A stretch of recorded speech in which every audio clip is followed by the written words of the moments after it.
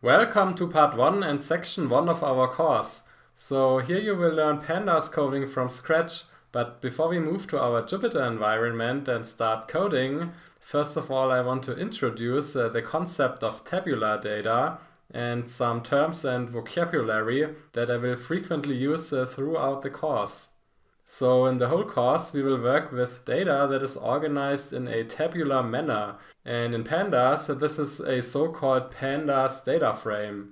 So this is here a Pandas data frame, and we can actually see here that we have here 5 famous football players and some characteristics of these players, so nationality, the club, and then whether the player won the world championship with the national team, then the height and the goals in the season 2018.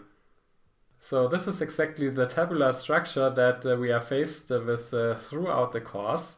And let's have a look at some vocabulary. So first of all, let's have a look here at the one player. It's Cristiano Ronaldo. And this is actually one row. So we have here rows and we have here columns. So for example here the height of the football players is a column of our data frame. And actually one single element, so for example the height of Cristiano Ronaldo, so 1.87 meters, is an element, a value on entry of a data frame. And next here we have a subset or a slice of our data frame. So we have 2 players and only the columns nationality and club. Next we can see here on the left hand side the row index of our data frame, or simply called the index. So in this example here we have our players, so the player names. So actually in the most left-hand part of our data frame with bold letters, there we can find the index. And the elements in our index are called index labels, or also row labels. So for example, this row has the row label Cristiano Ronaldo. And we can also give a name to our index or to our row index, and this is called here the row index name. So here in this example, player, but it could also be name or player name. And then here we have the columns or the column index with all of the column labels. So here we have the headers or the column labels for each column. So nationality, club, world champion, height and goals.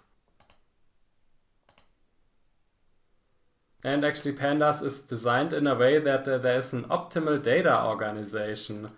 So we have here as rows the observations, so for example the football players, and each player is actually an observation. And then we have here in the columns the characteristics of the observations. And we can also say that these are the variables or the features of our observations. So for example, the height of the football players is actually a characteristic or a feature of the players here.